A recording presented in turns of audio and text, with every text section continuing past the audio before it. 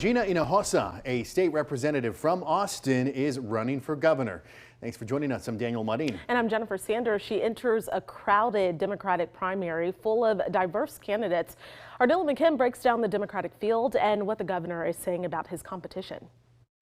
After nearly a decade in the state house, State Representative Gina Hinojosa is running for governor. A harsh critic of Governor Greg Abbott, she said she will focus on affordability, education, and health care issues. We need a governor of Texas who prioritizes the needs of Texans as opposed to the billionaire class, which is what we're seeing Governor Greg Abbott do.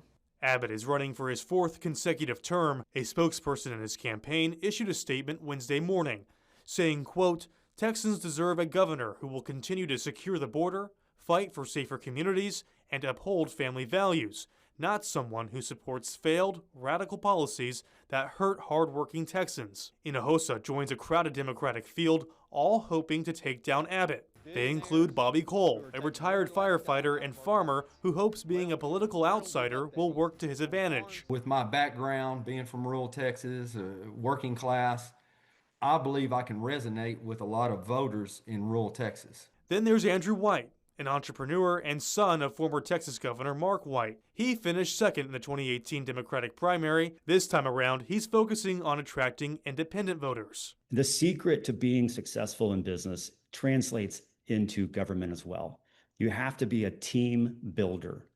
Nothing big, nothing important happens from one extreme to the other. And Nick Pappas, a retired U.S. Marine who says he's been traveling around the state to get people to go out and vote. I don't look at us as competing against each other. We're all running against Abbott. The Texas Democratic Party chair, Kendall Scudder, views the contested primary as a good thing, hoping it will lead to larger voter turnouts. I hope that they do spend lots of money turning Democrats out to vote and making sure that we're contacting in communities where they're traditionally overlooked. In Austin, I'm Dylan McKim.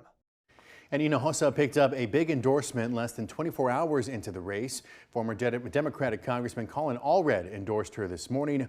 Allred himself is once again running for U.S. Senate. And going in depth, this comes as the Texas Democratic Party is testing out a new strategy for the 2026 midterms. The party voted in September to expand to 5 cities, adding offices in Amarillo, Eagle Pass, Dallas, as well as Houston, and then maintaining an office here in Austin. Army in 254 counties all across the state, leaving no community behind.